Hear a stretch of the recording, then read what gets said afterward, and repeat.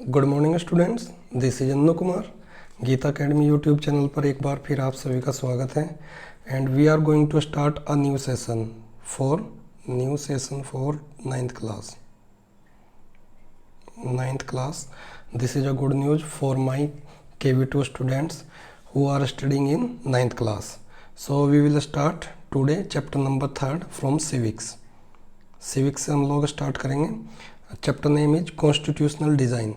हमारा जो Indian constitution है, क्यों हमको, why do we need constitution, constitution का डिज़ाइन कैसा है, डेमोक्रेटिक है, किस तरीके से है, what are the features of our constitution, क्या फीचर्स हैं, क्या क्या उसमें फ्रेम्ड किया गया है। उस सब के बारे में आज हम डिस्कशन करेंगे, कॉन्स्टिट्यूशन के बारे में जानेंगे। बहुत ही इंटरेस्टेड टॉपिक से हम स्टार्ट कर रहे हैं और रियली आप सभी को बहुत इसमें मज़ा आने वाला है। जो भी स्टूडेंट्स नए हमसे जुड़े हैं गीता अकेडमी यूट्यूब चैनल से, वो जल्दी से चैनल को सब्सक्राइब कर लें और बेल आइकन को प्रेस कर लें। वीडियो को लाइक ज़रूर करना और वीडियो कैसा लगा कमेंट में करके ज़रूर बताना, हमें कमेंट्स ज़रूर करना। Let's start the chapter. और व्यू देख लेते हैं थोड़ा सा इसका हम लोग यहाँ पे। We noted in the previous chapter that in a democracy the rulers are not free to do what they like. Last previous chapter में हमने देखा कि रूलर्स जो होते हैं डेमोक्रेसीज के, वो फ्री नहीं है कुछ भी करने के लिए। There are certain basic rules, कुछ बेसिक रूल्स होते हैं that the citizens and the government have to follow, जो सिटीजन्स और गवर्नमेंट को फॉलो करने। Such rules together are called constitution. जो ये सब रूल्स बनाए जाते हैं उन सभी को एक साथ में क्या कहते हैं, constitution. As the supreme law of the country. और कॉन्स्टिट्यूशन क्या होता है, किसी भी country, each and every country का सुप्रीम लॉ क्या होता है, वो होता है constitution. The constitution determines the rights of citizens. Constitution से ही डिटरमाइंस होते हैं क्या क्या सिटीजन्स को राइट्स मिले हुए हैं। The powers of the government, government को कितना पावर मिला है। How the government should function, government कैसे अपना फंक्शन करेगी, कैसे वर्क करेगी, ये सब कहाँ पे मेंशन होता है, कॉन्स्टिट्यूशन। ये कॉन्स्टिट्यूशन ही निर्धारित करता है, डिटरमाइंस करता है। Next, in this chapter we ask some basic questions about the constitutional design of democracy. इस चैप्टर में हम पूछेंगे कुछ बेसिक से क्वेश्चंस होंगे डिज़ाइन के बारे में, डेमोक्रेसी की डिज़ाइन कैसा होगा। Why do we need a constitution, एक क्वेश्चन ये भी होगा कि हमको कॉन्स्टिट्यूशन की नीड क्यों है। How are the constitution drawn up, constitution कैसे बनाए गए हैं, ड्राउन अप किए गए हैं। हु डिजाइंस दैम, उनको डिज़ाइन किसने किया है। एंड व्हाट वे, और किस वे में। What are the values that shape the constitution, वो वैल्यूज़ क्या हैं जो कॉन्स्टिट्यूशन को शेप करते हैं इन डेमोक्रेटिक स्टेट्स। जैसे India is a democratic states, वो क्या वैल्यूज़ थे। As like you read about the French revolution, there were some values, जैसे फ्रेटर्निटी, वहाँ पे फ्रीडम, फ्रेटर्निटी, इक्वालिटी, ये सब क्या था, वहाँ पर कुछ वैल्यूज़ थे जिनके लिए उन्होंने फाइट किया और फिर फाइनली उन्होंने उसको, उन सब वैल्यूज़ को क्या किया, अपने डेमोक्रेटिक स्टेट्स में उनको इंक्लूड किया। वंस कॉन्स्टिट्यूशन इज एक्सेप्टेड, एक बार कॉन्स्टिट्यूशन एक्सेप्ट हो गया, can we make change later, क्या हम उसमें चेंज कर सकते हैं बाई चेंजिंग कंडीशंस। अगर कंडीशंस टाइम के अकॉर्डिंग क्या हम उसमें चेंज कर सकते हैं, एक क्वेश्चन ये भी होगा। One recent instance of designing constitution for a democratic state is that of the South Africa. हाल ही का अभी एक इंस्टेंस एग्जाम्पल है कॉन्स्टिट्यूशन डिज़ाइनिंग का, कॉन्स्टिट्यूशन बनाने का, डेमोक्रेटिक स्टेट है और उसका नाम है South Africa. We begin this chapter by looking at what happened there. हम ये चैप्टर स्टार्ट करेंगे कि साउथ अफ्रीका में क्या हुआ and how the South Africans went about, और उन लोगों ने क्या क्या किया this task of designing their constitution, और वो कैसे कैसे एक्सपीरियंस से गुजरे हैं अपने कॉन्स्टिट्यूशन को डिज़ाइन करने में। Then we turn to how the Indian constitution was made, और उसके बाद हम टर्न करेंगे कि इंडियन कॉन्स्टिट्यूशन कैसे मेड हुआ। व्हाट इज फाउंडेशनल वैल्यूज़, और इंडियन कॉन्स्टिट्यूशन की क्या basic, foundational meanings basic values क्या थे हमारे। And how it provides a good framework for the conduct of citizens, और जो हमारा इंडियन कॉन्स्टिट्यूशन है, how it provides good framework for the conduct of citizens life and that of the government. Citizens की life को life के लिए और government के लिए किस तरीके से इसने जो हमने कॉन्स्टिट्यूशन को अडॉप्ट किया है उसने एक गुड फ्रेमवर्क कैसे प्रोवाइड किया है, ये सब हम चैप्टर में अब डिस्कशन करेंगे। अब डियर स्टूडेंट्स देखो चैप्टर स्टार्ट होता है यहाँ से। ये नेल्सन मंडेला है। जैसे इंडिया में महात्मा गांधी जी थे, उन्होंने फ्रीडम के लिए स्ट्रगल किया, फाइट किया और फिर फाइनली हमको फ्रीडम दिलाई। सेम ऐसे ही साउथ अफ्रीका के एक फ्रीडम फाइटर थे नेल्सन मंडेला। सो जो सिचुएशन थी, अब ये क्या है आपके सिलेबस में, ये सिलेबस से आपके कट कर दिया है, ये आपके सिलेबस में नहीं है। बट अगर आपको नेक्स्ट टॉपिक के बारे में पता करना है सो इसको रीड करना ज़रूरी है। अगर आपको इसका स्टोरी का नहीं पता है सो आप लोग नेक्स्ट टॉपिक आपकी समझ में नहीं आएगा। सो मैं इसका आपको सिंपली बता देता हूँ क्या सिचुएशन हुई थी। देखिए जैसे ये इंडिया है और ये अफ्रीका है। सो क्या हुआ था students, 16th and 17th centuries में क्या हुआ, ब्रिटिशर्स, फ्रेंच, ये सब जो यूरोपियन पावर थी, इन सब ने क्या किया, अदर कंट्रीज़ में जाके अपने रूल इस्टेब्लिश करने स्टार्ट किए। Colony that was called colonial rule.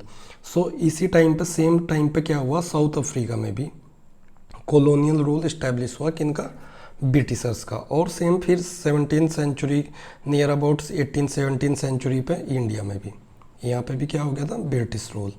So same situation क्या हुई, यहाँ पे भी जो सारे जो रिसोर्सेज जो ओवरऑल पावर थी, जैसे इंडिया में भी सेम ऑल पावर किसके पास थी, ब्रिटिशर्स के पास।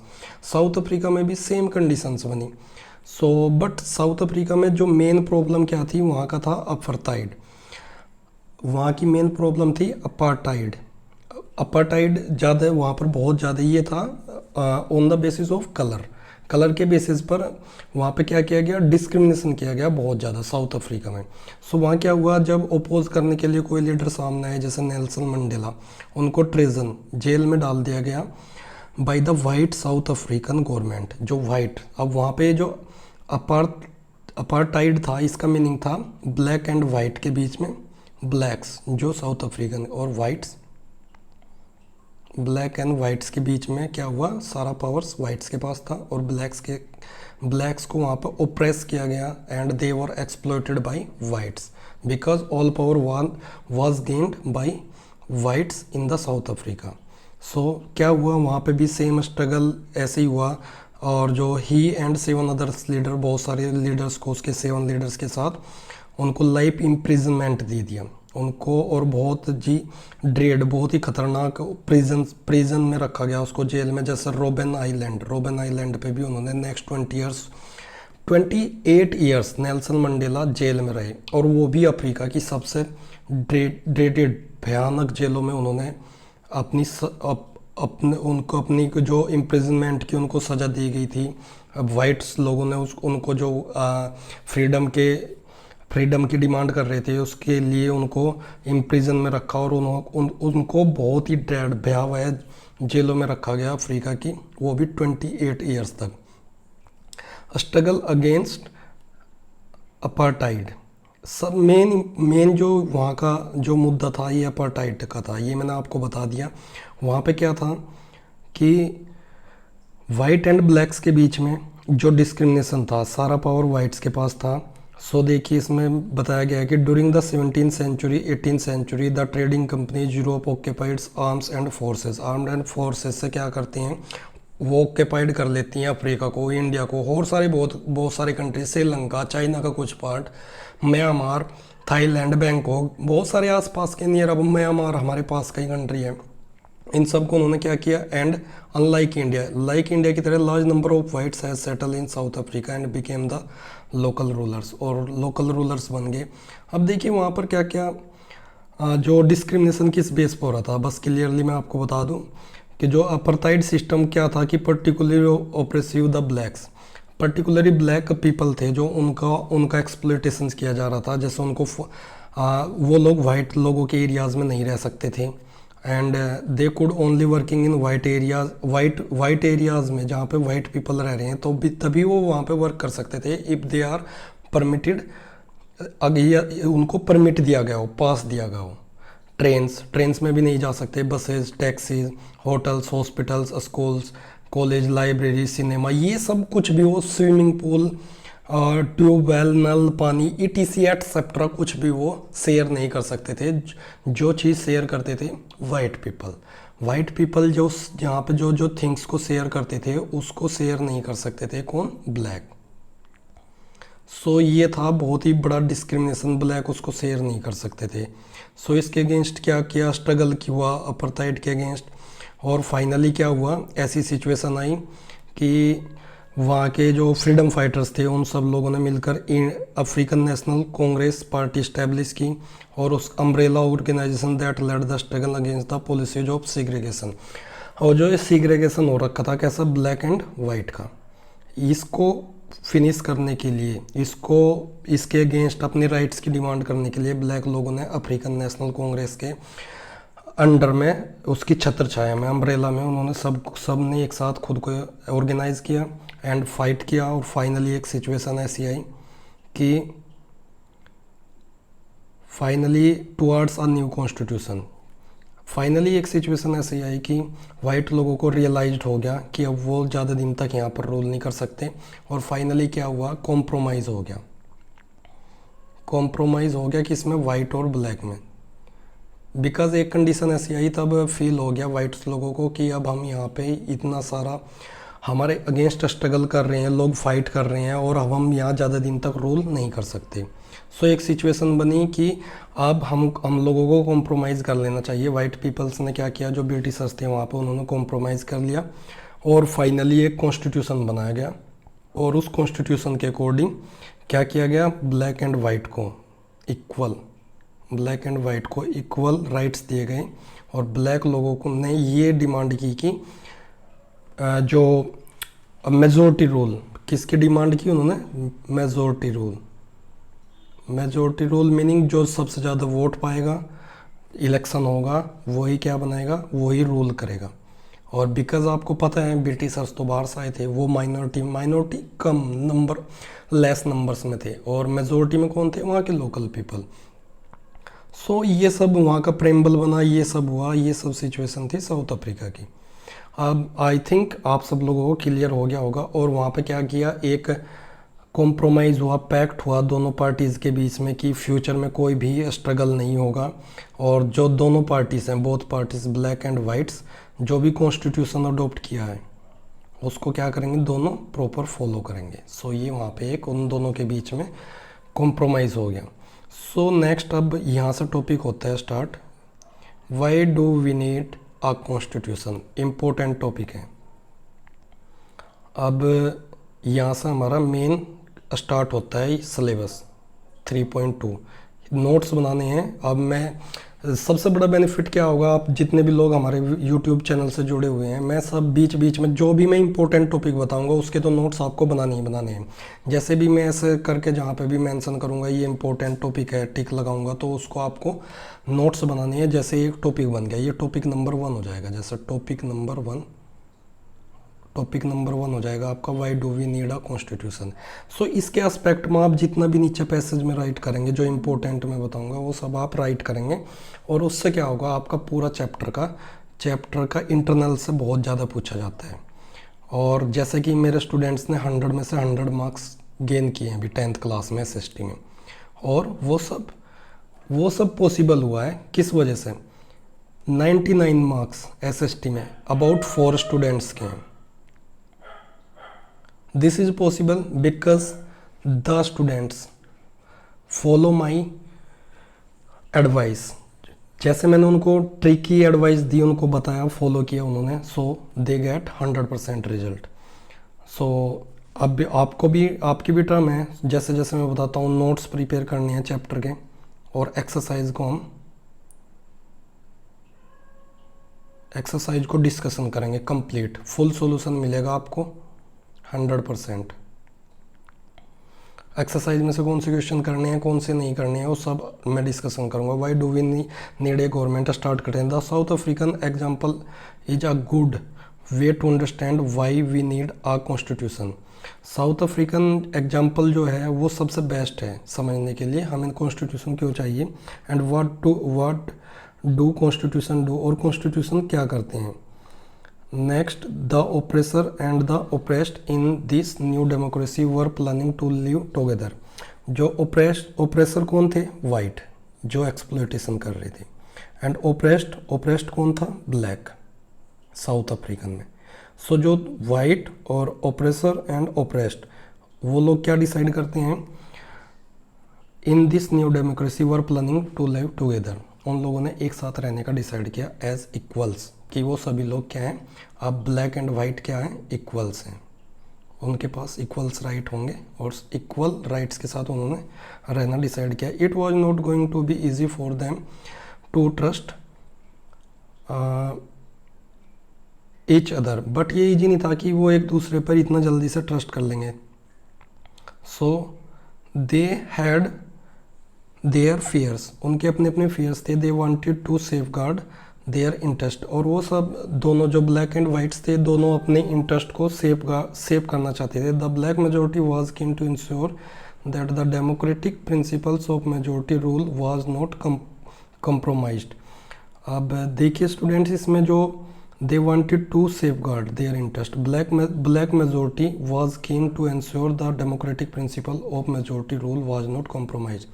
जो ब्लैक पीपल थे, ब्लैक लोगों की मेजोरिटी थी, वो ये डिमांड कर रही थी कि जो मेजोरिटी रूल का प्रिंसिपल है उसके साथ कोई भी समझौता करने के लिए, कॉम्प्रोमाइज़ करने के लिए रेडी नहीं थे ब्लैक। उन्होंने बोला कि जो भी मेजोरिटी होगा, जैसे कि they wanted substantial social and economic rights, जो ब्लैक लोग थे वो सोशल एंड इकोनॉमिक राइट्स चाहते थे कि उनको भी ज़्यादा से ज़्यादा सोशल एंड इकोनॉमिक राइट्स मिले, और वो चाहते थे कि जो प्रिंसिपल है, डेमोक्रेटिक प्रिंसिपल होता है कि जिसको सबसे ज़्यादा वोट मिलेगी, जिसका मेजोरिटी होगा वोटिंग में, वही क्या करेगा, मेजोरिटी रूल। मीनिंग जो ज़्यादा वोट्स पाएगा, जिसका ज़्यादा MP MLA होगा, वही क्या करेगा, रूल करेगा। The white minority was keen to protect its privileges and property. अब जो वाइट लोग थे सबसे ज़्यादा रिच वही थे वहाँ पे, और उनके पास सारे रिसोर्सेज थे, सारी प्रॉपर्टी थी, और उनके पास बहुत सारे राइट्स मिले हुए थे, जैसे स्पेशल राइट्स। महात्मा गांधी जी को वहीं पे साउथ अफ्रीका में क्या किया था कि फर्स्ट ग्रेड की जो फर्स्ट क्लास का जो ट्रेन का डब्बा होता है, सो उसमें से क्या किया गया था, उनके पास फर्स्ट क्लास का टिकट था ट्रेन का, लेकिन उनको बाहर फेंक दिया गया। क्यों? क्योंकि प्राइविलेज किसको मिले हुए थे, ओनली वाइट लोगों को। ब्लैक लोगों को वहाँ पर कोई भी विशेष स्पेशल राइट्स नहीं मिले हुए थे। अब वो जो वाइट माइनॉरिटी में थे, वो कम संख्या में थे, और उनको क्या चाहिए था, वो चाहते थे कि हमारे जो प्राइविलेज हैं और प्रॉपर्टी है, उन सबको क्या किया जाए, प्रोटेक्ट किया जाए। अब देखिए ब्लैक एंड वाइट्स के दोनों की अपनी अपनी प्रायोरिटीज़ हैं। दोनों अपने अपने प्रायोरिटीज़ को सेव करना चाहते हैं कि हमारे जो प्रायोरिटी हैं वो save. After a long negotiation both parties agreed to a compromise. एक लंबा निगोशिएशन हुआ, उसके बाद कॉम्प्रोमाइज़ हुआ। The white agreed to the principle of majority rule. जो वाइट हैं उन्होंने एग्री कर लिया कि क्या एग्री कर लिया, ब्लैक्स की डिमांड को, कि जो प्रिंसिपल है मेजोरिटी रूल वाला, हम उससे एग्री करते हैं। That 1 person 1 vote. और क्या होगा, जैसे सेम इंडिया में अभी कि 1 पर्सन होगा 1 वोट होगा। They also agreed to accept some basic rights for the poor and workers. और जो वाइट लोग थे, जो रिचेस्ट लोग थे वहाँ के, सारा प्रॉपर्टी और राइट्स उन्हीं के पास था। अब उन्होंने एग्री कर लिया कि कुछ राइट्स हम पुअर लोगों को देने के लिए भी एग्री करते हैं, और वर्कर्स के भी। The black agreed that majority rule would not be absolute. अब ब्लैक थे, उन्होंने भी एग्री किया कि मेजोरिटी रूल एब्सोल्यूट नहीं होगा। मीनिंग जिसको इलेक्ट करके भेजा है, एक ही बंदा जो PM बनेगा, उसके पास ही सारा एब्सोल्यूट पावर नहीं होगी। वो क्या करेगा, जो उसकी कैबिनेट होगी, उस सभी से डिस्कशन करने के बाद ही कोई डिसीजंस लिया जाएगा। मीनिंग ऐसा नहीं होगा कि ब्लैक का PM होगा और उसे जो पसंद आया वही उसी रूल को क्या करेगा, पास कर दिया और ऑर्डर निकाल दिया। ऐसा नहीं होगा। ब्लैक ने भी एग्री किया कि एब्सोल्यूट ऐसा कुछ नहीं होगा। They agreed that the majority would not take away the property. और ब्लैक ने ये भी एग्री किया कि जो प्रॉपर्टी है वाइट माइनॉरिटीज़ की, उनको वापस नहीं लिया जाएगा। This compromise was not easy. और ये कंप्रोमाइज जो था ये ईजी नहीं था। ईजी क्यों नहीं था, अब देखिए। How was this compromise going to be implemented. अब प्रॉब्लम ये थी कि इसको इम्प्लीमेंट कैसे किया जाएगा। Even if they manage to trust each other. अभी उनको ये भी मैनेज करना था कि वो एक दूसरे पे ट्रस्ट कर सकते हैं कि नहीं। What was the guarantee that this trust will not be broken in future, और इसकी क्या गारंटी थी बताइए। अगर अभी उन्होंने ट्रस्ट कर लिया एक दूसरे पे, ब्लैक एंड वाइट ने एक दूसरे पे उन्होंने क्या किया, ट्रस्ट कर लिया, और इसकी क्या गारंटी है कि फ्यूचर में ये ट्रस्ट टूटेगा नहीं। सो अभी देखते हैं, let's see next.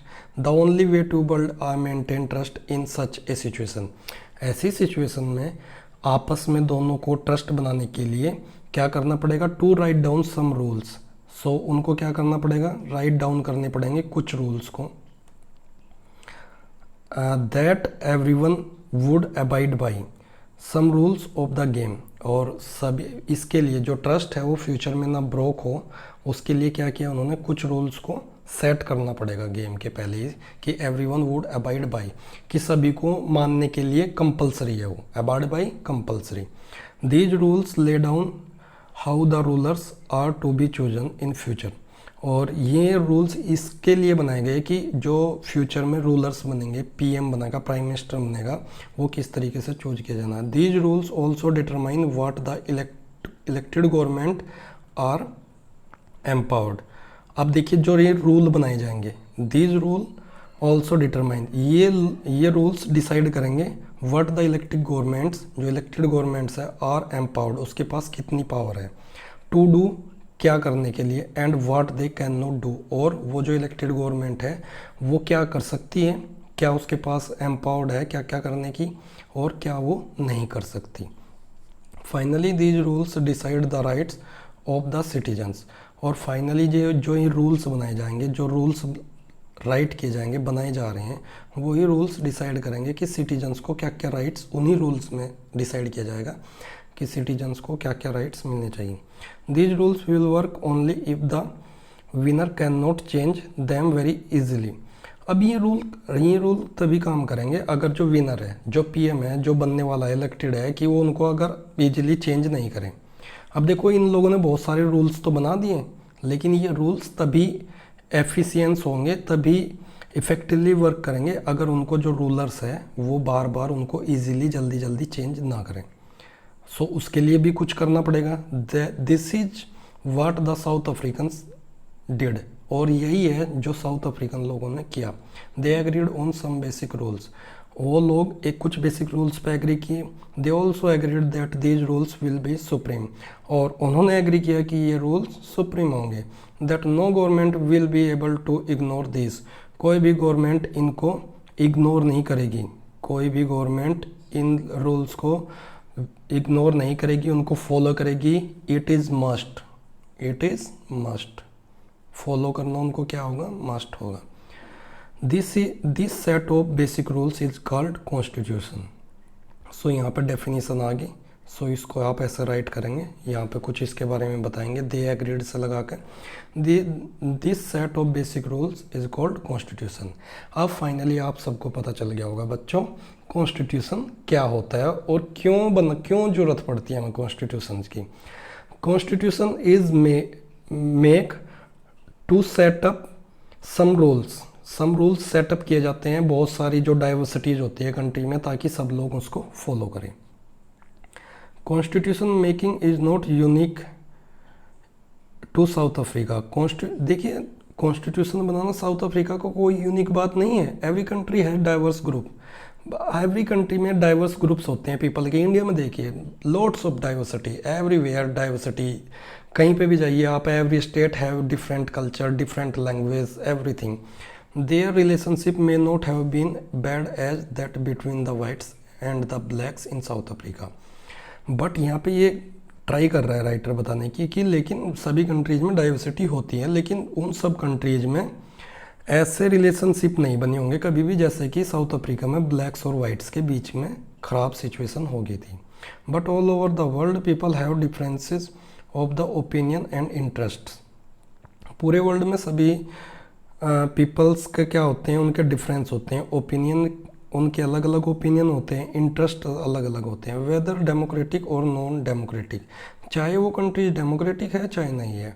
Most countries in the world need to have these basic rules. Most जो जितने भी कंट्रीज हैं सभी कंट्रीज को इस तरीके के बेसिक रूल्स चाहिए ही चाहिए, उनके यहाँ पे बेसिक रूल्स की उनको नीड होती है। This applies not just to governments, ये ना केवल गवर्नमेंट पे अप्लाई होती हैं। एनी एसोसिएशन, ऐसा नहीं है कि ये कंडीशन है कि ओनली गवर्नमेंट पे अप्लाई होती है कि रूल्स होने चाहिए गवर्नमेंट के लिए होने चाहिए, ऐसा नहीं है। जैसे अब देख लीजिए कुछ ऑर्गेनाइजेशन है, जैसे इंडियन नेशनल कांग्रेस है, बीजेपी है, इन सब का भी अपना कॉन्स्टिट्यूशन है। Each and every party in India has their constitution, has their rule and regulation. So this applies not just to governments, ये केवल गवर्नमेंट पे ही लागू नहीं होता कि उनके कुछ ऐसे यूनिवर्सल रूल्स हो कि सभी उसको फॉलो करो। Any association needs have to its constitution, प्रत्येक जो एसोसिएशन होता है उसको अपना कॉन्स्टिट्यूशन बनाने की जरूर नीड होती है। It could be a club in your area, या तो आपके एरिया का क्लब हो सकता है, अ कोऑपरेटिव, या फिर कोई कोऑपरेटिव हो सकता है। Next,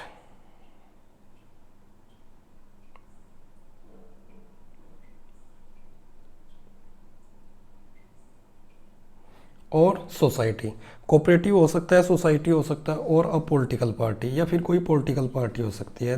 they all need a constitution, सभी को एक कॉन्स्टिट्यूशन चाहिए ही चाहिए। Thus the constitution of a country is a set of written rules. So जो कॉन्स्टिट्यूशन है किसी भी कंट्री का वो क्या है, ये डेफिनेशन हो जाएगी आपकी यहाँ से यहाँ तक। ये इसमें the constitution of a country is a set of written rules that are accepted by all living together in a country. ये सभी को राइट करनी है। What is constitution? The constitution of a country is a set of written rules. किसी भी country का जो constitution है वो क्या है, रिटन रूल्स है। रिटन रूल्स का एक सेट है and that are accepted by all people, जो सभी पीपल को एक्सेप्ट है living together in a country, एक कंट्री में एक साथ रहते। Constitution is the supreme law that determines, एक कॉन्स्टिट्यूशन एक सुप्रीम लॉ है जो डिटरमाइंस करता है रिलेशनशिप अमंग द पीपल, जो उसके कंट्री में पीपल रह रहे हैं इन अ टेरिटरी, उसके एरिया में, and also relationship between the people and government. Constitution क्या करता है, जो सिटीजन्स उसके एरिया में रह रहे हैं, कॉन्स्टिट्यूशन के कंट्री के उस कॉन्स्टिट्यूशन के एरिया में रह रहे हैं, उनके बीच का रिलेशनशिप बताता है, and the relationship between the people and government, और पीपल और गवर्नमेंट के बीच में कैसा रिलेशनशिप है, ये सब कॉन्स्टिट्यूशन से पता चलता है।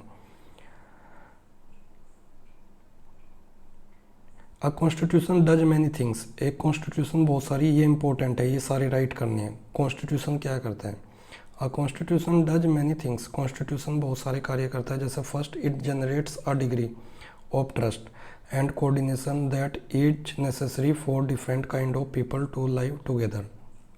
सबसे पहले ये एक ट्रस्ट को या कोऑर्डिनेशन, आपस में संबंध को क्या करता है, जनरेट करता है, बनाता है, जो कि सबसे ज़रूरी है किसके लिए, different kind of people to live together. जैसे किसी भी कंट्री में बहुत सारे डिफरेंट काइंड के पीपल एक साथ रहते हैं, उन सब में आपस में ट्रस्ट बनाना और कोऑर्डिनेशन बनाना, उन सब के बीच में कोऑर्डिनेशन और ट्रस्ट को बनाने का काम कौन करता है, constitution. Next point, second, it specify how the government will be constituted. ये कॉन्स्टिट्यूशन जो होता है उसका सेकंड वर्क है कि ये बताएगा कि गवर्नमेंट को किस तरीके से बनाया जाना है। Who will have power to take which decisions, और किसके पास क्या पावर होगी, किसको क्या डिसीजंस लेना है, ये सब कॉन्स्टिट्यूशन बताता है। Third, it lays down limit on the powers of the government, और कॉन्स्टिट्यूशन क्या है, गवर्नमेंट की पावर्स को लिमिट करता है, एंड टेल्स अस, और हमें बताता है the rights of the citizens are, और हम लोगों को सिटीजन्स को भी ये बताता है कॉन्स्टिट्यूशन कि उनके पास क्या क्या राइट्स दिए गए हैं सिटीजन्स को। फोर्थ जो मेन वर्क है कॉन्स्टिट्यूशन क्या करता है, it expresses the aspiration of the people about creating good society, और ये जो नीड्स ये एक्सप्रेस करता है कॉन्स्टिट्यूशन की पीपल्स का क्या एस्पिरेशंस है, क्या नीड्स हैं, किसके लिए, of the people about creating a good society, एक अच्छा सोसाइटी बनाने के लिए पीपल्स का क्या एस्पिरेशंस है, वो सब कॉन्स्टिट्यूशन डिसाइड करता है, बताता है। All countries that have constitution are not necessarily democratic, जितना भी कंट्रीज के पास कॉन्स्टिट्यूशन है ये जरूरी नहीं कि वो डेमोक्रेटिक हो, but all countries that are democratic will have constitution, but ये कंडीशन मस्ट है, जितने भी कंट्रीज़ हैं अगर वो डेमोक्रेटिक हैं सो उनके पास कॉन्स्टिट्यूशन होना जरूरी है। After the war of independence against Great Britain, Great Britain का जो वार ऑफ इंडिपेंडेंस हुआ, the Americans give themselves a constitution, Americans ने क्या किया कि खुद को एक कॉन्स्टिट्यूशन दिया। After the revolution French revolution के बाद भी people approved a democratic constitution. Since then it has become the practice in all democracies to have a written. So उसी के साथ से कहाँ से it's start from the Great Britain and Americans Constitution and French Revolution, and after it all over the democracies practice to have a written constitutions. Next topic is 3.3.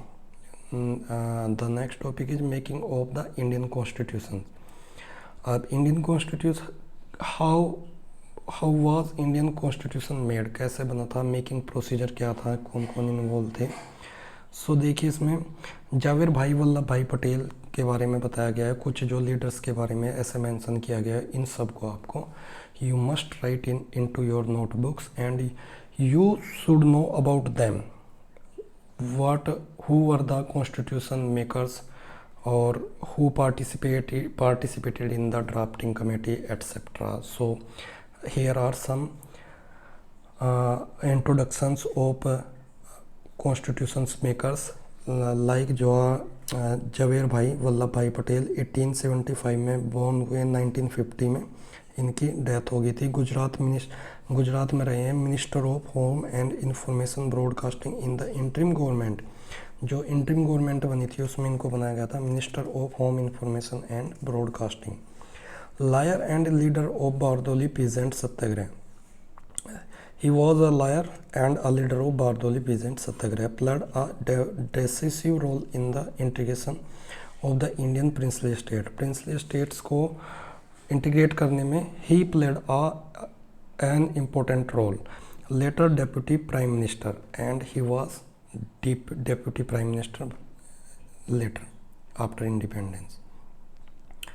Let's start topic number 3.3 making of Indian Constitution. Like South Africa, India's constitution was also drawn up under very difficult circumstances. Same south Africa की तरह हमारा constitution भी क्या हुआ, बहुत difficult circumstances से मैं बनाया। The making of the constitution for a huge and diverse countries like India was not an easy affair. इतना वास्ट और डाइवर्स कंट्री के लिए कॉन्स्टिट्यूशन बनाना कोई एक आसान टास्क, इजी टास्क नहीं था। At that time the people of India were emerging from the status of subjects to the citizens. People of India were emerging from a status of subjects. पहले क्या थे, वो एक प्रजा थी ब्रिटिश सोसाइटी का, ब्रिटिश राज की एक प्रजा थी। अब वो क्या बनने जा रहे थे, सिटीजन्स, मीनिंग वो गुलाम से नागरिक बनने जा रहे थे, गुलाम से सिटीजन्स। सो अभी क्या था, सेम टाइम पर इंडिया जो था वहाँ के जो हमारा जो इंडिया का जो सभी पीपल्स थे वो सब्जेक्ट से किस में एमर्ज होने जा रहे थे, सिटीजन्स में। The country was born through a partition. जो हमारा कंट्री बोर्न हुआ है वो किससे बोर्न हुआ है, through a partition on the basic of religious difference. Religious differences के बिहाफ पे हमारे कंट्री का पार्टीशन हुआ। This was the traumatic experience for the people of India and Pakistan. और ये एक पूरा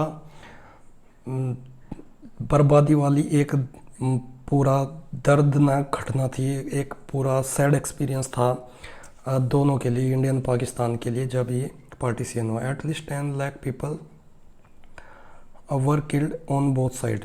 10 लाख पीपल्स दोनों साइड से मारे गए of the border in partition related violence. Partition से रिलेटेड जो वायलेंस हुआ।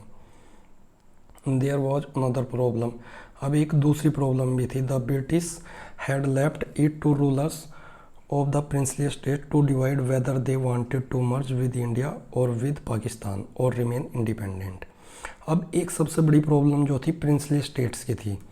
ब्रिटिशर्स ने क्या किया, उनको अपनी विश पे उनको छोड़ दिया कि उनके पास 3 ऑप्शंस हैं, या तो वो they wanted to merge India, या तो वो इंडिया के साथ मर्ज हो जाएं जो प्रिंसली स्टेट थे, या फिर पाकिस्तान के साथ, या फिर खुद को इंडिपेंडेंट रख सकते हैं। ब्रिटिशर्स ने क्या किया, एक ऐसा गेम किया कि जो पूरा इंडिया पार्ट था, जब तक उसका पार्टीशन नहीं हुआ, वहाँ पे जो प्रिंसली स्टेट्स थे उनको क्या किया, उनको 3 चॉइस दे दी कि आप इंडिया में जा सकते हो, पाकिस्तान में जा सकते हो, या फिर इंडिपेंडेंट रह सकते हो। प्रिंसली स्टेट्स कैसा है मैं बच्चों बता देता हूँ। जैसे ये पूरा इंडिया था और अभी इसका पार्टीशन नहीं हुआ, पाकिस्तान अभी नहीं बना है, सो इसमें क्या था, कुछ ऐसे ऐसे रूलर्स थे जैसे हैदराबाद का निज़ाम। तो ब्रिटिशर्स ने क्या किया कि सभी पूरे पार्ट को विन नहीं किया इंडिया के। उसमें क्या किया, कुछ जो किंग्स थे उनको, जो उनके स्टेट्स थे उनको उनके पास ही रहने दिया, जिन्होंने ब्रिटिशर्स को हेल्प किया। तो कुछ पार्ट ऐसे थे जिनको प्रिंसली स्टेट्स कहा गया, प्रिंसली स्टेट्स। वो क्या थे, ब्रिटिशर्स को फॉलो करते थे, बट ब्रिटिशर्स ने क्या किया, उनके एरिया को कैप्चर नहीं किया, उनका एरिया को, उनकी इंडिपेंडेंस को सेम उनके हाथों में ही रहने दिया और उनके यहाँ पे अपना रेजिमेंट ये सब अपॉइंटमेंट किया। और जब इंडिया को क्या हुआ, फ्रीडम मिला, तब क्या हुआ, पार्टीशन हुआ, जैसे ये पाकिस्तान बन गया। अब पाकिस्तान में जो डायरेक्टली ये जो रिमेनिंग पार्ट था, princely states except princely states, this was remaining part, it came under the direct rule of Britishers. ये डायरेक्ट रूल में आता था, यहाँ पर उन्होंने क्या किया, direct rule, it came under the direct rule of Britishers. So जो पाकिस्तान वाला एरिया था और वो सेपरेट हो गया। अब जो पाकिस्तान के जो प्रिंसली स्टेट थे तो वो मर्ज हो गए पाकिस्तान में। अब जो इंडिया वाले भी थे, यहाँ पर कुछ प्रिंसली स्टेट ऐसे थे जैसे लाइक जूनागढ़, हैदराबाद, वहाँ पर क्या था, मुस्लिम मेजोरिटी ज़्यादा थी। अब वो लोग क्या कह रहे थे, Hyderabad wanted to be independent, Junagadh wanted to merge into Pakistan. So situation क्या हुई, क्रिटिकल हो गई। अब इस सिचुएशन में क्या हुआ, ब्रिटिशर्स यहाँ पर गेम खेल गए और गेम ऐसा खेल गए कि अब इंडिया, ये इंडिया बना, ये यहाँ पर पाकिस्तान बना और इंडिया में भी बीच में ऐसा फ्रीडम में रहेंगे छोटे छोटे से स्टेट। तो इंडिया भी क्या हुआ, इंडिपेंडेंट होने के बावजूद भी यहाँ पे बहुत सारे टुकड़ों में छोटे छोटे स्टेट्स अंदर रह गए। Meaning we are not still unite, अभी भी हम एक यूनाइटी में नहीं थे, हमारे अंदर भी बहुत छोटे छोटे से स्टेट्स थे। सो ये गेम किसने खेला, ब्रिटिशर्स। अब देखो यहाँ पे क्या क्या सीन हुआ फिर। When the constitution was being written, जब कॉन्स्टिट्यूशन रिटन किया जा रहा था, the merger of these princely state was a difficult and uncertain task. और इनको मर्ज करना एक सबसे डिफ़िकल्ट टास्क था, प्रिंसली स्टेट्स को, और अनसर्टेन टास्क, सबसे अनिश्चित task. When the constitution was being written, जब कॉन्स्टिट्यूशन को रिटन किया गया, the future of country did not look as secure at does today. जब कॉन्स्टिट्यूशन लिखा जा रहा था, राइट किया जा रहा था, तब ऐसा नहीं लग रहा था कि फ्यूचर बिल्कुल भी सिक्योर नहीं लग रहा था कंट्री का, जैसा आज हम देखते हैं। The makers of the constitution had anxieties about the present. उनको प्रेजेंट के बारे में बहुत एनेक्सिटी थी, चिंता थी, and the future of the country, और कंट्री के फ्यूचर के बारे में। सो नेक्स्ट देखिए, नेक्स्ट टॉपिक इज, अब देखिए the path of constitution. Constitution कैसे बना उसके बारे में अब डिस्कशन करते हैं, कैसे कैसे हमारे कॉन्स्टिट्यूशन मेकर को एनेक्सिटीज थी, चिंता थी हमारे प्रेजेंट की और फ्यूचर की। The path to constitution. अब देखते हैं कॉन्स्टिट्यूशन कैसे बना। Despite of all these difficulties, इतना सारा डिफ़िकल्टीज होने के बाद, there was one big advantage for the makers of Indian constitution. उनके पास एक एडवांटेज था, वो क्या था, अनलाइक साउथ अफ्रीका, जैसे साउथ अफ्रीका में they did not have to create concerns about what a democratic Indian should look.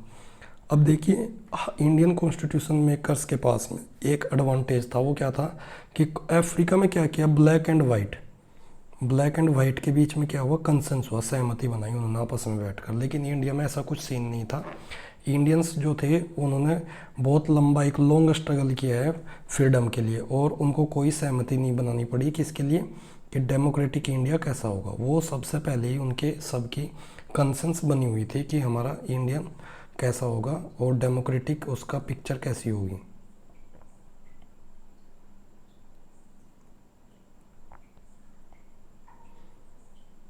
So much of this concerns had evolve during the freedom struggles. और ये जो सहमति थी, कंसर्न्स थी, जो जैसे कि साउथ अफ्रीका में ब्लैक एंड वाइट के बीच में कंसर्न्स बनी कि भाई हम लोग कैसे डिसाइड करेंगे, कैसे रूल करेंगे। और ये जो इंडिया में कंसर्न्स थी, ये कब बनी, फ्रीडम स्ट्रगल के ड्यूरिंग ही सब में कंसर्न्स बन गई कि हम लोगों का कंट्री कैसा होगा, वहाँ पे सबको इक्वल राइट्स मिलेंगे, सबको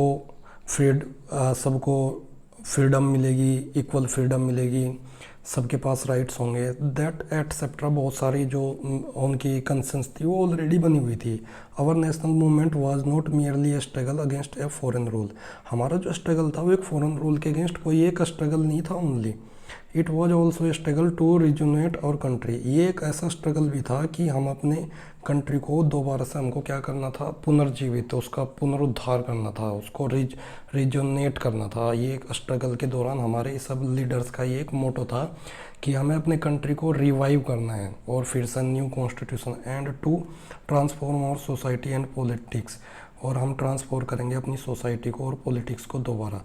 देयर वर शार्प डिफरेंसेस, और वहाँ पर बहुत सारे शार्प डिफरेंसेस भी थे, तीखे भेदभाव भी थे, किसमें op opinion with the freedom struggle about the path of India should take after independence.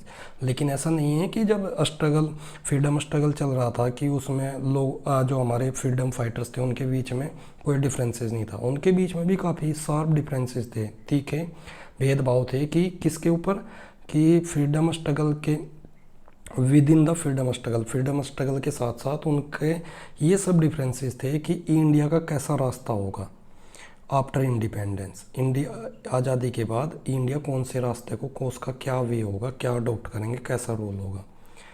Such differences exist even today, और ऐसे डिफरेंसेस हालांकि आज भी हैं, yet some basic ideas had come to be accepted by almost everyone. हालांकि जितने भी leaders थे उनके सबके आइडियाज़ को एक्सेप्ट कर लिया गया, मोस्टली सब ने, जो भी हमने कॉन्स्टिट्यूशन बनाया उसमें जितने भी आइडियाज़ हैं उन सभी आइडियाज़ को जितने भी लीडर्स थे उन सब ने, एवरीवन, सब ने लगभग एक्सेप्ट कर ही लिया था, उसमें कोई प्रॉब्लम नहीं। एज़ फार बैक एज, यहाँ से मोस्ट इम्पोर्टेंट स्टार्ट हो जाता है। जैसे बैक में देखते हैं इन 1928, अब देखते हैं आइडियाज़, ऐसे क्या आइडियाज़ थे, ऐसे क्या जो कंसेंस बनी सब में कि भाई आपस में कुछ रूल्स थे जिनको सभी लोगों ने, everyone agreed, some rules was accepted by all freedom fighters, all our leaders who fights for freedom. So क्या हुआ कि as far back as 1928, Motilal Nehru and 8 other Congress leaders drafted a constitution for India. In 1928 में मोतीलाल नेहरू और 8 other Congress leader ने क्या किया, constitution को draft किया। इन 1931 the resolution at the Karachi sessions, और 1931 में कराची का जो सेशन हुआ वहाँ पर एक रिजोल्यूशन पास किया गया, किसमें of Indian national Congress developed, Indian national Congress की सभा में, on how independent India's constitution should look like, कि इंडिया का कॉन्स्टिट्यूशन कैसा होगा। अब देखिए 1931 के जो इंडियन नेशनल कांग्रेस, भारतीय राष्ट्रीय कांग्रेस का जो सेशन हुआ था उसमें एक रेजोल्यूशन रखा गया कि इंडिया आफ्टर इंडिपेंडेंस इंडिया कैसा होगा। Both these documents were committed to the inclusion of, अब ये जो दोनों, अब बोथ दीज डॉक्यूमेंट्स, अब जो इसमें आईएनसी का जो कराची अधिवेशन हुआ और जो मोतीलाल नेहरू जी ने ड्राफ्ट किया, बनाया कॉन्स्टिट्यूशन, उसके अकॉर्डिंग देखिए कुछ कंसेंट बनी, सबकी कंसेंस बनी। वो कैसे, इनके अकॉर्डिंग क्या हुआ, कमिटेड, सभी ने कमिटेड किया कि to the inclusion of universal adult franchise, कि सभी यूएएफ, यूनिवर्सल एडल्ट फ्रेंचाइज को सभी ने क्या किया, एक्सेप्ट किया। अब नेक्स्ट, राइट टू फ्रीडम होगा सभी को, अभी सभी को राइट टू फ्रीडम है, कहीं भी जा सकते हैं, रह सकते हैं, कहीं पे होम बना सकते हैं, जॉब कर सकते हैं, कुछ भी कर सकते हैं आप। इक्वलिटी, सभी के पास फ्रीडम होगी, इक्वलिटी होगी, ये 1931 के सेशन में रिजोल्यूशन के बाद एक्सेप्ट किया गया। And to protecting the rights of minorities, और जो माइनॉरिटीज़ हैं उनके राइट्स को प्रोटेक्ट किया जाएगा। The constitution of independent India, जो इंडिपेंडेंट इंडिया का कॉन्स्टिट्यूशन होगा उसमें ये सब इंक्लूड किया जाएगा, ये इम्पोर्टेंट है। 10 some basic values were accepted by all leaders, इस प्रकार कुछ बेसिक वैल्यूज़ सभी लीडर्स के द्वारा एक्सेप्टेड की गई by all leaders much before the constituent assembly. Constituent assembly बनने से पहले बहुत सारे लीडर्स के द्वारा कुछ बेसिक वैल्यूज़ रूल्स को पहले ही एक्सेप्ट कर लिया गया था। Meet to deliberate on the constitution, constitution बनाने के लिए जो कॉन्स्टिट्यूशन असेंबली बनाई जानी थी उसके बनाने से पहले ही बहुत सारे लीडर ने एक्सेप्ट कर लिए थे कुछ वैल्यूज़ को, क्या क्या हमारे इंडियन कॉन्स्टिट्यूशन में होंगे, जैसे equality, freedom, universal adult franchise, सभी को राइट होगा वोट देने का। सो ये सब तो ऑलमोस्ट पहले ही बिफोर इंडिपेंडेंट ही हम सब लोगों ने क्या कर लिया था, जो हमारे लीडर्स थे उन्होंने एक्सेप्ट कर लिया था। द फेमिलियरिटी विद द, अब देखिए हम लोगों को एक्सपीरियंस कैसे मिला, जो इंस्टीट्यूशंस होते हैं उनको रन करने का और किस तरीके से गवर्नमेंट को चलाना है, रन करना है, उसका हमको एक्सपीरियंस कैसे मिला। The familiarity with the political institution. अब ब्रिटिश गवर्नमेंट में क्या हुआ, हम लोग फेमिलियर हो गए किससे, पॉलिटिकल इंस्टीट्यूशन से और कॉलोनियल रूल ब्रिटिश रूल से। Also help developed an agreement, और ये इन सब ने जो हमने एक्सपीरियंस किया उनसे फेमिलियर हुए, हमको उसने हेल्प किया डेवलपमेंट करने में, एग्रीमेंट और the institutional design.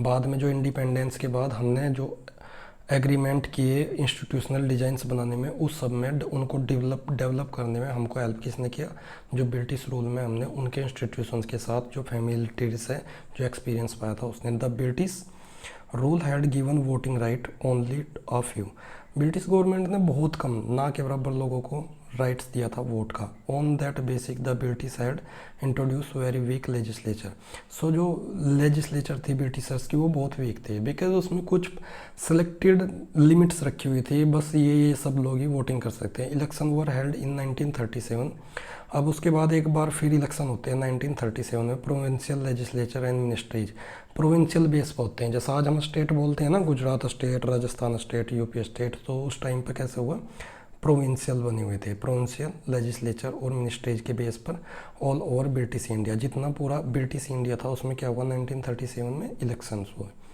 These were not fully democratic, but ये इलेक्शन क्या था, ये फुल्ली डेमोक्रेटिक नहीं था।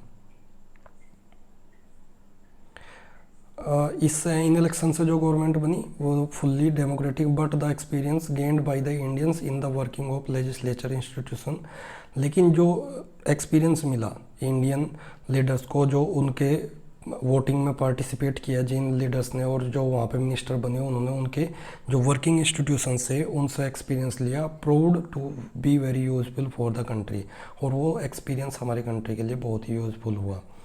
In the setting up its own institution, हमारे खुद के इंस्टीट्यूशन को सेटिंग अप करने में, एंड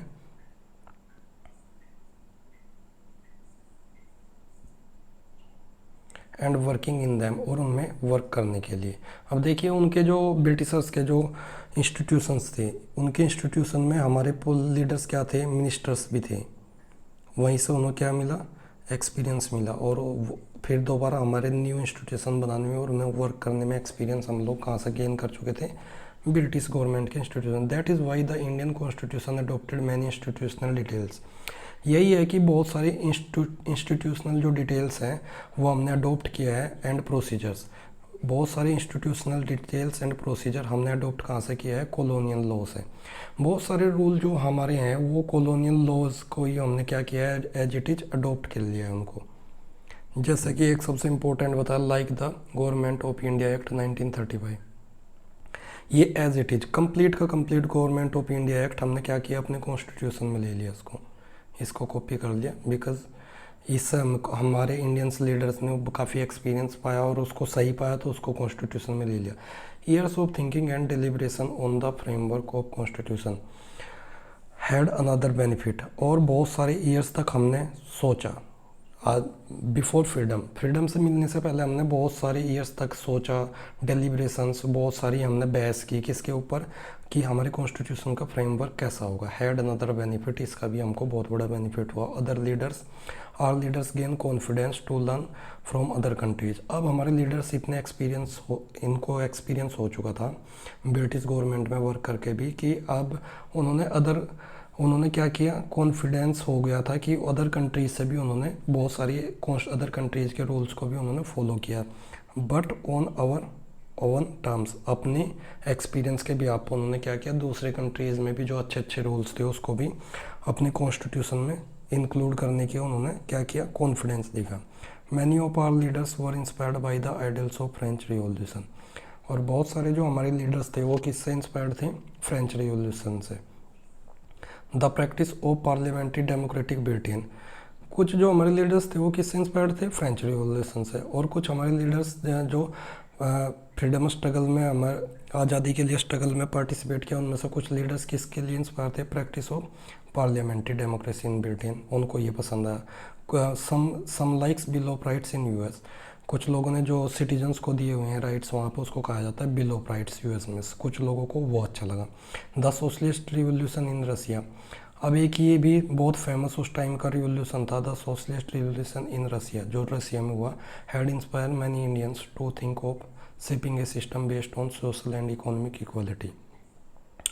सोशलिस्ट रिवोल्यूशन जो रसिया में हुआ, उसने बहुत सारे इंडियंस को इंस्पायर किया, किसके लिए? कि एक ऐसा सोसाइटी बनाया जाए जिसमें सोशल और इकोनॉमिक इक्वालिटीज़ हो। ये रशियन रिवोल्यूशन का क्वालिटी थी, उसका एक फीचर था। Yet they were not simply intimating watt other had done, हालांकि ऐसा नहीं था कि जो अदर कंट्रीज़ में जो पॉपुलर हुआ है, जो वहाँ के रूल्स इस्टेब्लिश किया है, कि हम उसको सिंपली एकदम से इंटीमेटिंग कर रहे हैं, कॉपी कर लिया बस, कि आंख बंद करके उसको कॉपी कर लिया, ऐसा कुछ नहीं था। At each step they were questioning whether these things suited our country, प्रत्येक स्टेप पर जब कॉन्स्टिट्यूशन बन रहा था तो सभी प्रत्येक स्टेप पर क्वेश्चन उठाए गए, क्या ये हमारी कंट्री के लिए सूटेबल होगा रूल।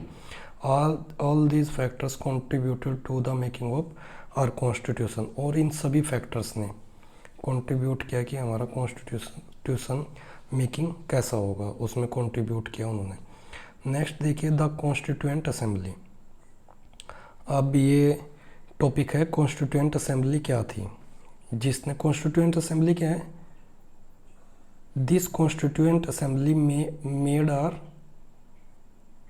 आर कॉन्स्टिट्यूशन, इसी ने क्या किया था? हमारा कॉन्स्टिट्यूशन बनाया था।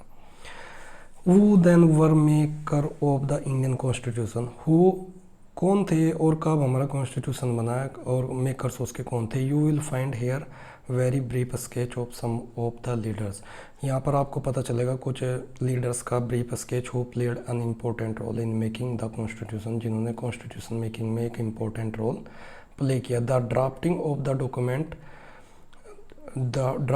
डॉक्यूमेंट कॉल्ड कॉन्स्टिट्यूशन, जो ड्राफ्टिंग की जाती है किसी भी डॉक्यूमेंट की, जब बनाया जाता है उसको, डॉक्यूमेंट को ड्राफ्ट किया जाता है, पहले उसका एक ड्राफ्टिंग की जाती है, मीनिंग उसको एक रॉ ड्राफ्टिंग होती है, कच्ची ड्राफ्टिंग होती है, उसी को कहा जाता है कॉन्स्टिट्यूशन बाद में।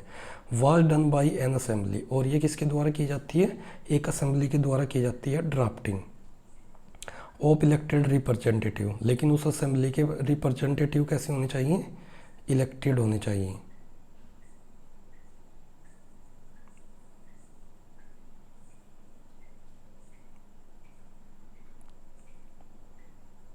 Of elected representative called the constitutional assembly, और उसको क्या कहा जाता है? ऐसी असेंबली को कहा जाता है कॉल्ड द कॉन्स्टिट्यूएंट असेंबली, जिसमें इलेक्टेड रिप्रेजेंटेटिव हो सारे। Election to the constituent assembly were held in 1946, ये सारा इंपॉर्टेंट कंटेंट्स है आपके लिए यहाँ से भी। जो इलेक्शंस हुआ किसके लिए? कॉन्स्टिट्यूएंट असेंबली के लिए। कॉन्स्टिट्यूएंट असेंबली में वो मेंबर होंगे जो कॉन्स्टिट्यूशन को बनाएंगे। वर हेल्ड इन जुलाई 1946 में उसके लिए इलेक्शन हुए। It first meeting was held in December 1946, और जो कॉन्स्टिट्यूएंट असेंबली थी, ये वाली कॉन्स्टिट्यूएंट असेंबली जो इलेक्टेटिव रिप्रेजेंटेटिव के थ्रू बननी थी, उसका फर्स्ट इलेक्शन हुआ कब? फर्स्ट उसकी मीटिंग हुई 1946 में। Soon after the country was divided into India and Pakistan, और उसके जस्ट एकदम बाद कंट्री को क्या किया गया?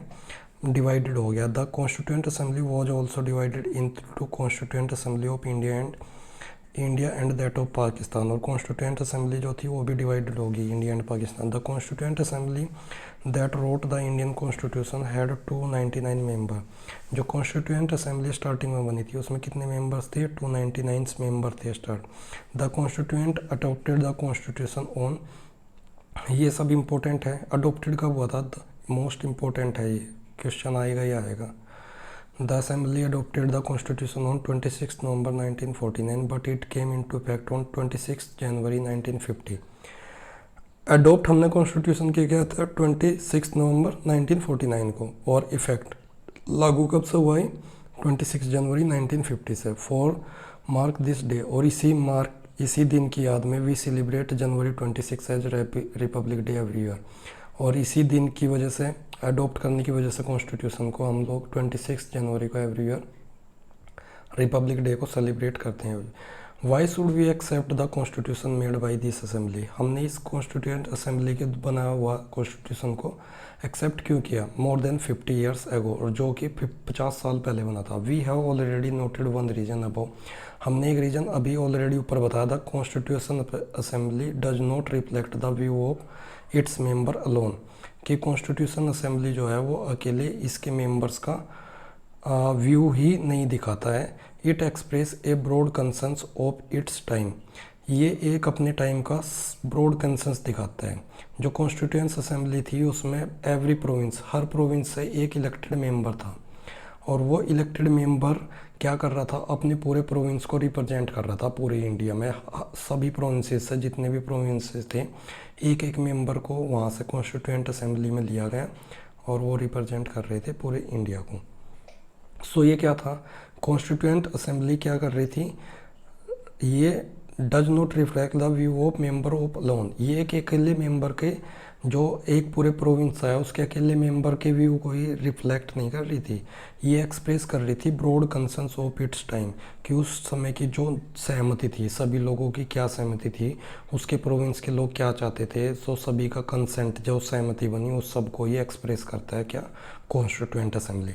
Many countries of the world have had to rewrite their constitution afresh because the basic rules were not accepted to all। बहुत सारे कंट्रीज में क्या हुआ देखो, उन्होंने दोबारा से रीराइट करना पड़ा अपने कॉन्स्टिट्यूशन को, क्योंकि उनके बिकॉज उनके कंट्रीज़ के जो लीडर्स थे, मेजर सोशल ग्रुप्स हैं वहाँ के, जो पॉलिटिकल पार्टीज़ हैं, उनको बेसिक रूल्स बनाए जाते हैं वो उनको एक्सेप्ट नहीं है, उनको एक्सेप्ट नहीं करना चाहते, जैसे right to freedom, right to equality. So क्या हुआ, वहाँ पे फिर से कॉन्फ्लिक्ट होगा, लड़ाई झगड़े होंगे, दोबारा से वहाँ पे फिर फ्रीडम लेंगे लोग, फ्रीडम के लिए स्ट्रगल करेंगे और फिर से दोबारा कॉन्स्टिट्यूशन बनेगा। देखो ऐसी ऐसी सिचुएशंस होती है। In some other countries the constitution exist as the mere pieces of paper, और कुछ कंट्रीज में तो ऐसा है कि जो कॉन्स्टिट्यूशन है वो एक पेपर के टुकड़े मात्र है बस। क्यों, no one actually follow its, कोई भी उसको फॉलो नहीं करता। The experience of our constitution is different, but हमारे कॉन्स्टिट्यूशन का जो एक्सपीरियंस है वो बहुत ही डिफरेंट है। Over the last half of century several groups have question some provisions, इन सेवरल जो अभी लास्ट हाफ सेंचुरी हुई है उन 50 सालों में बहुत सारे ग्रुप्स ने जो कॉन्स्टिट्यूशन के प्रोविजंस हैं उन पर कुछ क्वेश्चंस उठाए हैं। But no large social group और पॉलिटिकल पार्टीज हैव क्वेश्चन और legitimacy of the constitution itself, लेकिन आज तक किसी भी बड़े ग्रुप या पॉलिटिकल पार्टी ने जो लेजिटिमेसी है, जो हमारा कॉन्स्टिट्यूशन है उसकी जो लेजिटिमेसी है, उसका जो मीनिंग जो वो एकदम ऑथेंटिक है, उसकी ऑथेंटिसिटी पर किसी ने भी, जो हमारा ऑथेंटिसिटी है कॉन्स्टिट्यूशन की, उस पर आज तक किसी ने क्वेश्चन नहीं उठाया, कोई भी पॉलिटिकल पार्टी और बड़े मेंबर्स ने। This is an unusual achievement for any constitution, और किसी भी कॉन्स्टिट्यूशन के लिए एक एक्स्ट्रा ऑर्डिनरी अनयूजुअल अचीवमेंट है। The second reason for accepting the constitution is that the constituent assembly represent people of India. Second reason ये था कि कॉन्स्टिट्यूएंट असेंबली पूरे इंडिया के पीपल को रिप्रेजेंट कर रही है। There was no universal adult franchise, अब देखिए ये भी रीजन है कि कॉन्स्टिट्यूएंट असेंबली थी जो, उसमें यूनिवर्सल एडल्ट फ्रेंचाइजी नहीं थी।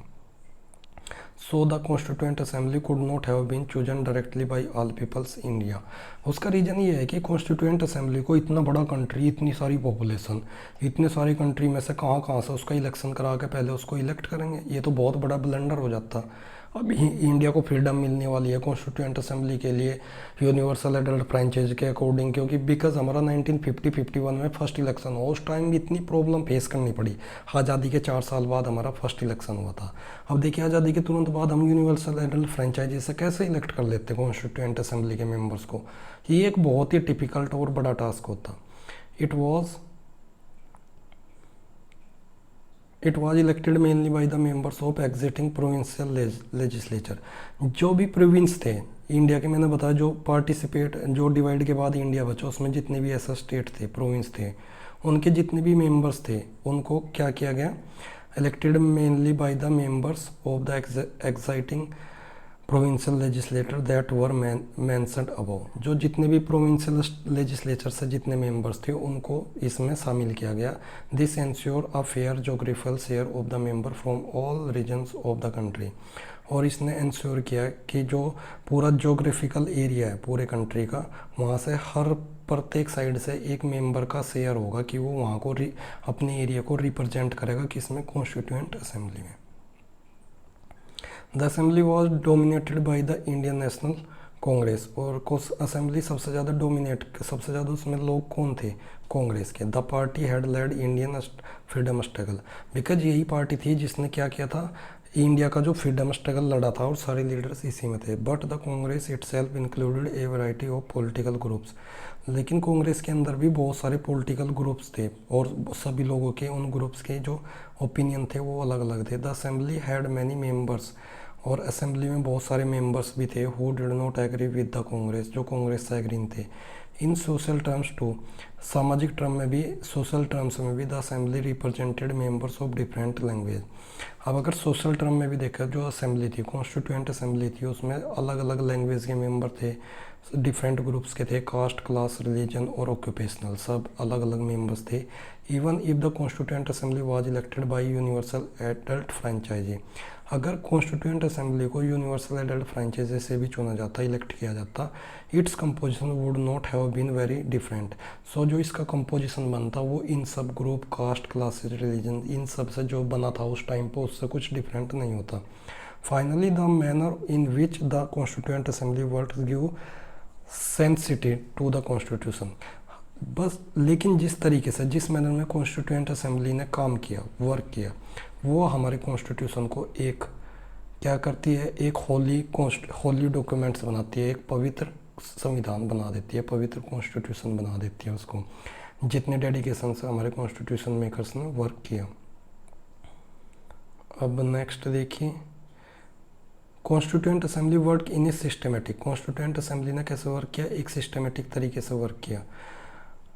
In an systematic, open and concessional manner, उन्होंने एक ओपन तरीके से और एक कंसेशनल, मतलब एक समझदारी, एक सबकी सहमति, सभी के सभी लोग एग्री हों, इस तरीके से उन्होंने काम किया कि सभी जो जितने भी कॉन्सेप्ट हैं उन सब पे क्या हो, सभी लोग एग्री हो। First some basic principles were decided and agreed upon, पहले सभी प्रिंसिपल्स को डिसाइड किया गया, फिर उनके ऊपर एग्रीड, सभी को की उसमें सहमति बनाई गई। Then the drafting committee chaired by doctor B.R. Ambedkar, उसके बाद फिर ड्राफ्टिंग कमेटी का चेयरमैन बनाया गया किसको, डॉक्टर भीमराव अम्बेडकर जी को। Prepared A draft constitution for discussion, और उन्होंने एक ड्राफ्ट बनाया कॉन्स्टिट्यूशन का डिस्कशन के लिए। Several rounds of through discussion, और इसमें बहुत सारे राउंड्स हुए डिस्कशन के, जो ड्राफ्टिंग कमेटी भीमराव अम्बेडकर जी ने कॉन्स्टिट्यूशन बनाया उसमें डिस्कशन हुआ, फिर उस कॉन्स्टिट्यूशन के ऊपर, और उस कॉन्स्टिट्यूशन के ऊपर डिस्कशन के बहुत सारे राउंड्स हुए, और उन राउंड्स में डिस्कशन हुआ place on the draft constitution clause by clause. तो हमारे कॉन्स्टिट्यूशन में बहुत सारे क्लाउज हैं, जितने भी ड्राफ्ट कॉन्स्टिट्यूशन में क्लाउज थे उन सब क्लाउज पे क्लाउज वाइज क्लाउज क्या हुआ, डिस्कशन हुआ। More than 2000 amendments were considered, और जो भीमराव अम्बेडकर जी की लीडरशिप में जो कॉन्स्टिट्यूशन बनाया, ड्राफ्ट कॉन्स्टिट्यूशन बना, उसमें कम से कम 2000 अमेंडमेंट भी कंसिडर माने गए, किए गए। The members deliberated for 114 days. अब देखिए, जो आपस में जो वार्ताएं चली, जो बहस चली, डेलिब्रेटेड हुआ, वो 114 डेज हुआ, स्प्रेड ओवर 3 ईयर्स, और 3 साल तक चला हो। 114 डेज तक वो डेलिब्रेशंस हुआ कि वो उसमें बातचीत हुई, उसके ऊपर बहस हुई कि, और वो भी 3 साल तक। इसके ऊपर कॉन्स्टिट्यूशन में क्या कुछ सही है उसके ऊपर आर्गूमेंट राउंड्स हुए। Every document presented and every word spoken in the constitution assembly, जो भी डॉक्यूमेंट प्रेजेंटेड किया गया था कॉन्स्टिट्यूशन असेंबली में, और जो भी वर्ड बोला गया, हैज़ बीन रिकॉर्डेड, सबको रिकॉर्ड किया गया, एंड प्रिजर्व, और सभी को सेफ प्रिजर्व करके रखा गया है। These are called constituent assembly debates, और जितना इन सबको प्रिजर्व किया करके रखा गया है, everything, every aspect, every documents, every statement was preserved, these are called constitutional assembly debates, और इनको कॉन्स्टिट्यूशनल असेंबली डिबेट्स कहा जाता है। व्हेन प्रिंटेड, और जब इनको प्रिंट किया गया, दीज डिबेट्स आर 12 बल्कि वॉल्यूम्स, और इन डिबेट्स के 12 बल्कि वॉल्यूम्स बने भारी भारी। These debates provide the rational behind every provision of the constitution, और इनको इसलिए प्रिजर्व करके रखा गया है कि ये जो डिबेट्स हैं, जितने भी प्रोविजंस कॉन्स्टिट्यूशन में लिए गए हैं, ये उनके पीछे क्या रैशनल है, क्या तर्क है कि क्यों लिया गया उसको कॉन्स्टिट्यूशन में, और क्या वजह थी, क्या नीड थी, डिमांड उस टाइम पे नीड थी या डिमांड थी टाइम की। सो ये सब इसलिए प्रिजर्व करके रखा गया है कि हमारे क्या वैल्यूज़ हैं कॉन्स्टिट्यूशन में इन प्रोविजंस को लेने के। These are use to interpret the meaning of constitution, और इनको यूज किया जाता है किसके लिए, कभी भी हमारे कॉन्स्टिट्यूशन को इंटरप्रेट उसकी एक्सप्लेनेशन करनी हो, किसी भी प्रोविज़न की एक्सप्लेनेशन के लिए हम किसको यूज करते हैं, इन्हीं जो प्रिजर्व किया गया है, इन सब जो जितने भी वॉल्यूम्स हैं 12 वॉल्यूम्स में जो प्रिंटेड रिकॉर्ड्स डिबेट्स जितना हुआ सब प्रिजर्व किया हुआ है, उस सब को इंटरप्रेट वो सब यूज किया जाता है हमारे कॉन्स्टिट्यूशन को। जब कभी भी हमें कोई प्रॉब्लम होती है उसकी एक्सप्लेनेशन करने में, तो हम उसको चेक कर सकते हैं, उसको प्रिजर्व किए हुए को उसको वहाँ से रेफरेंस ले सकते हैं। नेक्स्ट टॉपिक होगा हमारा the guiding values of the Indian constitution, Indian constitution के गाइडिंग वैल्यूज़। सो स्टूडेंट्स, ये आज हमारा पार्ट 1 हो गया। पार्ट 1 हमने डिस्कशन कर लिया। आप सभी लोगों को पता है मेरा 1 ईयर से वॉइस प्रॉब्लम हो रहा है। After it I am working very hard for you. इसके बावजूद भी मैं ट्राई कर रहा हूँ। मुझे वैसे भी डॉक्टर ने बोलने से बहुत मना किया है कि कम से कम बोलना है, लेकिन उसके बावजूद भी मैं आपके लोगों के लिए यूट्यूब पर वर्क कर रहा हूँ। अगर आप सभी लोगों को ये वीडियो पसंद आया है तो लाइक ज़रूर करें और चैनल को सब्सक्राइब ज़रूर कर लें, और वीडियो अच्छा लगा है, आपके लिए नॉलेजेबल है, आपको हेल्प मिली है, तो कमेंट ज़रूर करें वीडियो कैसा लगा, अच्छा लगा, कोई प्रॉब्लम है, कोई इम्प्रूवमेंट है, और कहीं पे कोई आपको कुछ और सजेशन चाहिए, एवरीथिंग जो भी आपका सजेशंस है वो कमेंट बॉक्स में नीचे कमेंट करिए डियर स्टूडेंट्स, और चैनल को सब्सक्राइब कर लें। पार्ट 2 में हम क्या करेंगे, ये 3.4 डिस्कशन करेंगे और पूरा एक्सरसाइज को विद सॉल्यूशन डिस्कशन करेंगे। आंसर्स क्या होंगे मैं वहीं पे बताऊंगा। This will be very beneficial for you. So dear students, channel को सब्सक्राइब करना ना भूलें, बिकॉज मैं नेक्स्ट जो भी वीडियो को अपलोड करूँगा वो आपके सामने प्रेजेंट जरूर होगी। सो स्टूडेंट्स, आप लोग अगर लाइक करेंगे, शेयर करेंगे इस वीडियो को अपने फ्रेंड्स के साथ, एसएसटी के जितने फ्रेंड्स हैं अदर स्कूल में आसपास जितने भी हैं उनके साथ शेयर करेंगे। अगर आप लाइक शेयर करेंगे तो मुझे बहुत अच्छा मोटिवेट मिलेगा, और मैं आगे और भी सच आपके लिए वीडियोस बनाऊंगा और कंटिन्यू बनाते रहेंगे, और जुड़े रहिए गीता अकेडमी चैनल से। Thanks for watching, thanks a lot for connecting us, and have a nice day, bye bye.